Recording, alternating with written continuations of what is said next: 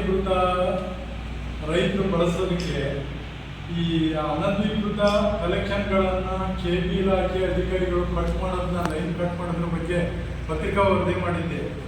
ಮಾನ್ಯ ಮಧು ಬಂಗಾರಪ್ಪ ಜಿಲ್ಲಾ ಉಸ್ತುವಾರಿ ಸಚಿವರು ಮನೆ ಮುಂಭಾಗ 5ನೇ ತಾರೀಕು ಧರಣಿ ಸತ್ಯಾಗ್ರಹ ಮಾಡ್ತೀನಿ, ಈ ಥರ ರೈತರಿಗೆ ಕಿರುಕುಳ ಕೊಟ್ಟರೆ ಅಂತೇಳಿ. ಬಟ್ ಅದಕ್ಕೆ ನನಗೆ ಜಿಲ್ಲಾ ಉಸ್ತುವಾರಿ ಸಚಿವರು PA ಆದಂಥ ಶ್ರೀಪತಿ ಅವರು ಮೊನ್ನೆ ಅವ್ರ ಮುಖಂಡರ ಮುಖಾಂತರ ನನಗೆ ನಿಮ್ಮ ವರದಿ ಮುಗಿದ ತಕ್ಷಣವೇ ಫೋನ್ ಮಾಡಿಸಿದ್ರು. ಫೋನ್ ಮಾಡಿದ ನಂತರ ಮತ್ತೆ ನಿನ್ನೆ ನನಗೆ ರೀಸೆಂಟ್ ಶಿವಮೊಗ್ಗ ಜಾಗ ನೋಡ್ತಿ ಬರೋಣ, ನಾನು ಪ್ರತಿಭಟನೆ ಮಾಡೋಕ್ಕಂತ ಹೋಗಿದ್ದೆ. ಅಷ್ಟೊಳಗೆ ಶ್ರೀಪತಿ ಅವರು ಫೋನ್ ಮಾಡಿ ದಯಮಾಡಿ 5ನೇ ತಾರೀಕು ನೀವು ಕೂರೋದು ಬೇಡ, ವಿಷಯ ಎಲ್ಲ ನಾನು ನೋಡಿದೆ ಮತ್ತು ವಿಷಯನ ಅರ್ಥ ಮಾಡ್ತಿದ್ದೆ. ದಯಮಾಡಿ ಇನ್ನು ಮುಂದೆ ಅನಧಿಕೃತ ಪಂಪ್ ಸೆಟ್ಟನ್ನು ಯಾವುದೇ ಕಾರಣಕ್ಕೂ ರೈತರಿಗೆ ಕಟ್ ಮಾಡಂದಾಗೆ ನಾನು ಶಿವಮೊಗ್ಗ ಜಿಲ್ಲೆ ಕೊಡ್ತಿನ ಜವಾಬ್ದಾರಿ ನಮ್ಮದು ಅಂತೇಳಿ ನನಗೊಂದು ವಿಶ್ವಾಸದ ಮಾತು ಕೊಟ್ಟರು. ಆ ವಿಶ್ವಾಸದ ಮೇಲೆ ಮಧು ಬಂಗಾರಪ್ಪನವರು ಒಂದು ವಿಶ್ವಾಸದ ಮೇಲೆ ನಾನು ತಾತ್ಕಾಲಿಕವಾಗಿ 5ನೇ ತಾರೀಕು ಅವ್ರ ಮನೆ ಮುಂಭಾಗ ಕೂರಂಥ ಪ್ರತಿಭಟನೆಯನ್ನು ಹಿಂಪಡಿತಾ ಇದ್ದೀನಿ.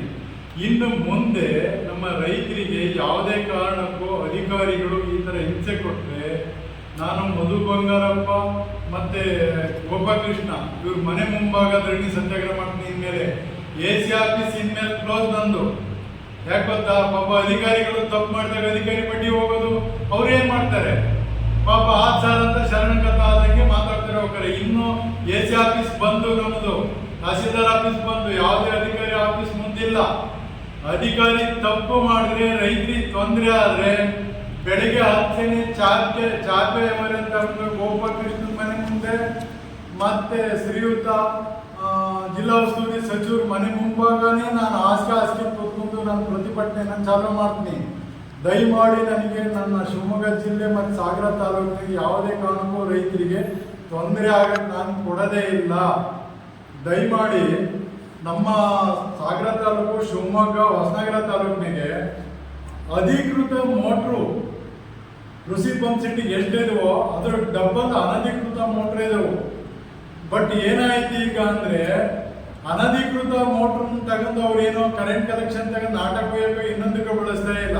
ತಮ್ಮ ಉದ್ಯೋಗಕ್ಕಾಗಿ ರೈತಾಪಿ ಕೆಲಸ ಮಾಡೋಕ್ಕಾಗಿ ಸರ್ಕಾರ ನಮಗೆ ಉದ್ಯೋಗ ಕೊಡ್ರಿ ಅಂತ ಕೇಳ್ತಾ ಇಲ್ಲ. ನಾನೇ ಉದ್ಯೋಗ ಮಾಡ್ತೀನಿ ಅನ್ನೋದಕ್ಕಾಗಿ ಈ ಫ್ರೀ ಕರೆಂಟ್ ಸವಲತ್ತುಗಳನ್ನ ಬಳಸ್ತಾ ಇದ್ದಾರೆ. ಅವರು ಅದೇ ಕರೆಂಟ್ ಅನ್ನು ನಾಟಕ ಯಾಕೋ ಕಲ್ಪನೆ ಮಾಡಕ್ಕೋ ಬಳಸ್ತಿರ್ಬೇಕಾದ್ರೆ ಕಟ್ ಮಾಡಿ ಅವ್ರಿಗೆ ಕೇಸ್ ಹಾಕ್ಲಿ, ನಂದು ಸಪೋರ್ಟ್ ಐತೆ ಅವರಿಗೆ.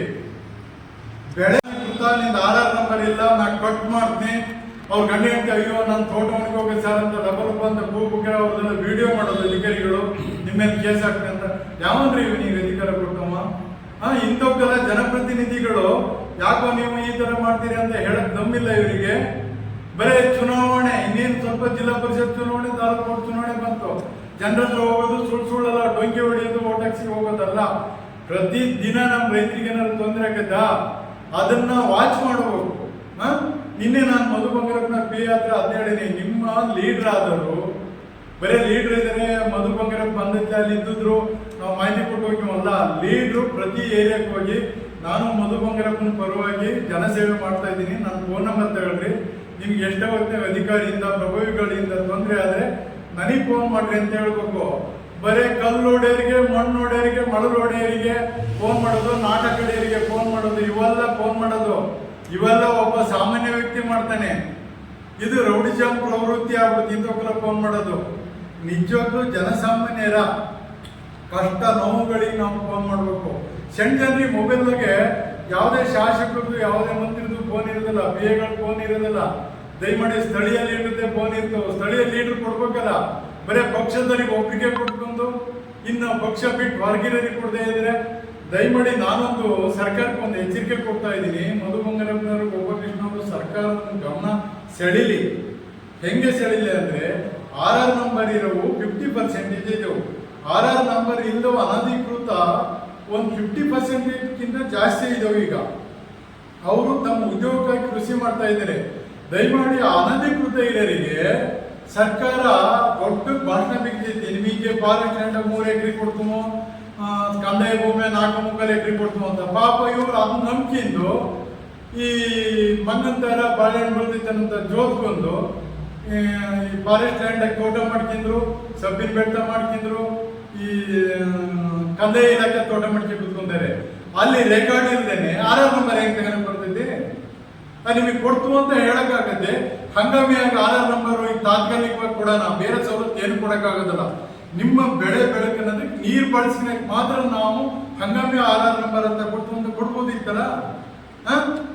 ಟಿ ಸಿ ಸುಟ್ಟೋಗು ಮಕ್ಕಳ ಹತ್ರ ಮಕ್ಕಳ ಅಪ್ಪ ನನ್ನ ಪೆನ್ ಕತ್ಕೋದ ಅಂತ ಹೇಳಿದಂತ ಕಥೆ ಆಗ್ತಿದ್ದು, ದಡ್ಡನ ಹತ್ರ ಮತ್ತೊಬ್ಬ ದಡ್ಡ ಹೇಳ್ದಂಗೆ ಆಯ್ತು. ಯಾಕ್ರಿ ಟಿ ಸಿ ಸುಟ್ಟೋಗು? ಅಲ್ಲಿ ಅನಧಿಕೃತ ಪಂಪ್ ಸೆಟ್ ಎಷ್ಟಿದೆವೋ, ಅಧಿಕೃತ ಇರೋ 4, ಅನಧಿಕೃತ ಇರೋ 10. ಟಿ ಸಿ 25 KV ಇರೋದನ್ನ 60ಕ್ಕೆ ಏರ್ಸ್ರಿ. ಟಿ ಸಿ ಮೇಲ್ದರ್ಜೆಗೆ ಏರ್ಸಕ್ಕೂ ಬರೋದಲ್ಲ ಅಂದ್ರೆ ನಿಮಗೆ, ಬೇರೆ ಎಲ್ಲ ಬರ್ತೈತೆ ನಿಮಗೆ. ದುಡ್ಡಿಲ್ಲ, ನಾವು ಹಿಂಗೆ ಅಂತೀರಿ, ನಿಮ್ಗೆ ಕೋಟಿ ಗಟ್ಟಲೆ ಲಕ್ಷ ಹಿಂದಿರಿಗಾರ ದುಡ್ಡಿಲ್ಲ ಅಂದ್ರೆ ಏನಾರು ಹೇಳ್ಬೋದು.